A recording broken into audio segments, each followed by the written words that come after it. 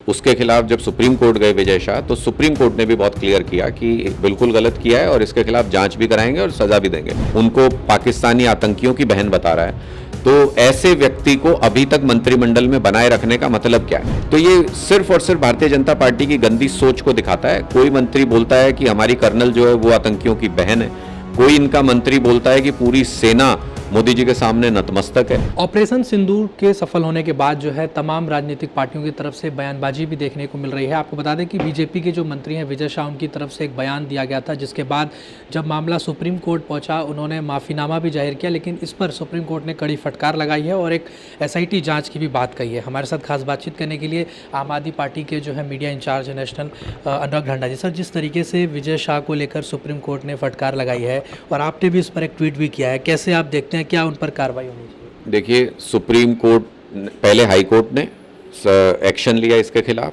उसके खिलाफ जब सुप्रीम कोर्ट गए विजय शाह, तो सुप्रीम कोर्ट ने भी बहुत क्लियर किया कि बिल्कुल गलत किया है और इसके खिलाफ जांच भी कराएंगे और सजा भी देंगे। उसके बावजूद भी भारतीय जनता पार्टी की सरकार को अभी तक अकल नहीं आई है। देश के खिलाफ जो बात कर रहा है, देश की सेना के खिलाफ जो बात कर रहा है, देश की सेना की बहुत हमारी मजबूत और शौर्यवीर हमारी बहन जो हैं उनको पाकिस्तानी आतंकियों की बहन बता रहा है, तो ऐसे व्यक्ति को अभी तक मंत्रिमंडल में बनाए रखने का मतलब क्या है? इसका मतलब तो यह है कि ये विजय शाह के शब्द नहीं थे, ये भारतीय जनता पार्टी की सोच थी और भारतीय जनता पार्टी की बात को उन्होंने कहा, इसलिए भारतीय जनता पार्टी उनके पीछे खड़ी है, वरना तो अभी तक उनको बर्खास्त कर देना चाहिए था। तो ये सिर्फ और सिर्फ भारतीय जनता पार्टी की गंदी सोच को दिखाता है। कोई मंत्री बोलता है कि हमारी कर्नल जो है वो आतंकियों की बहन है, कोई इनका मंत्री बोलता है कि पूरी सेना मोदी जी के सामने नतमस्तक है, कोई तिरंगे से मुंह पहुंचता है। तो ये पूरा का पूरा जो राष्ट्रवाद का जो एक ढकोसला बना रखा था भारतीय जनता पार्टी ने, वो एक्सपोज हो रहा है धीरे धीरे कि ये कोई राष्ट्रवादी लोग नहीं है, ये कोई देशभक्त लोग नहीं है। ये मौका पड़ने पर देश को गद्दारी कर सकते हैं देश के साथ, और जो आतंकियों का एजेंडा है हिंदू मुस्लिम का, उस एजेंडे के ऊपर भारतीय जनता पार्टी भी काम कर रही है। वही काम कर रही है जो आतंकी देश को डिवाइड करना चाहते हैं, जैसे वैसे ही बीजेपी भी डिवाइड कर रही है। तो मुझे तो लगता है कि इनको तुरंत बर्खास्त करना चाहिए इस मंत्री को, और अगर भारतीय जनता पार्टी एक नजीर पेश करना चाहती है तो बहुत पहले कर देती। ये सारी की सारी सोच भारतीय जनता पार्टी की है जो विजय शाह बोल रहे हैं। सर, जिस तरीके से इस पूरे मामले में ये भी देखा गया कि बहुत सारे ऐसे लोगों को गिरफ्तार भी किया जा रहा है जासूसी के मामले में।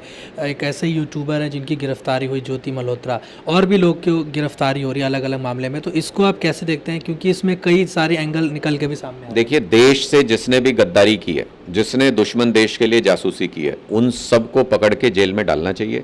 मैं तो ये कहता हूँ कि इन सारे लोगों ने जिन्होंने पाकिस्तान को सूचना दी है, इस लिस्ट में S जयशंकर को भी शामिल करना चाहिए। हमारे ऑपरेशन सिंदूर के बारे में वो कह रहे हैं हमने पहले ही पाकिस्तान को बता दिया था, तो उन्होंने भी तो गद्दारी की देश से, उन्होंने सेना की पीठ में छुरा घोंपा। उनको भी सेम यार्डस्टिक से नापना चाहिए, उनको भी बर्खास्त करके जेल के अंदर डालना चाहिए। देश से जो भी गद्दारी करे, जो दुश्मन देश की मदद करे, जो उसको सूचना दे, उनको जेल के अंदर होना चाहिए। लेकिन वो इस तरीके का जब बयान दे रहे थे तो उन्होंने कहा कि हमने पाकिस्तान को ये सूचना दी कि हम आपके सैन्य ठिकानों पे हमला नहीं करेंगे, बल्कि आतंकी ठिकानों को नस्तानबूद करेंगे। तो आपको लगता है कि इस तरह का बयान देना पब्लिक फॉर्म में, इसके पीछे की क्या सोच हो सकती है? और इसके बाद अभी तक कोई बयान भी नहीं निकल कर आया, कोई डिफेंड नहीं किया गया अभी भी शांत नहीं। इसको क्या डिफेंड करोगे आप?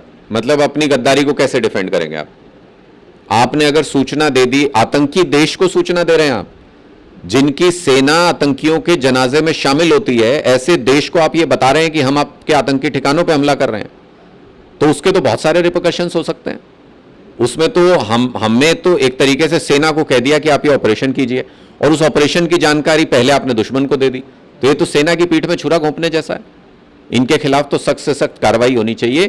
लेकिन वही बात है कि बीजेपी दिमागी तौर पे देश से गद्दारी करने वाली पार्टी है, ये कोई राष्ट्रवादी लोग नहीं है, और वो अब निकल के आ रहा है। इनके सारे मंत्री, इनके सारे नेता जिस तरीके के काम कर रहे हैं, आप देखिए ऐसा क्यों होता है कि इनके IT सेल के लोग ही ISI के जासूस निकलते हैं।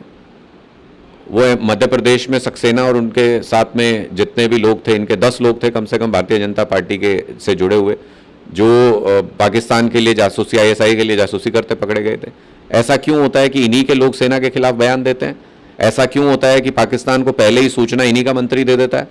तो ये सब लोग जो हैं, राष्ट्रवादी का इन्होंने चोला पहन रखा था, वो चोला बेनकाब हो रहा है। धन्यवाद। तो ये हमने बातचीत करी आम आदमी पार्टी के नेशनल मीडिया इंचार्ज जो हैं अनुराग ठांडा से। वीडियो जर्नलिस्ट कार्तिक के साथ में हिमांशु दुबे, डेली 24 भारत, दिल्ली।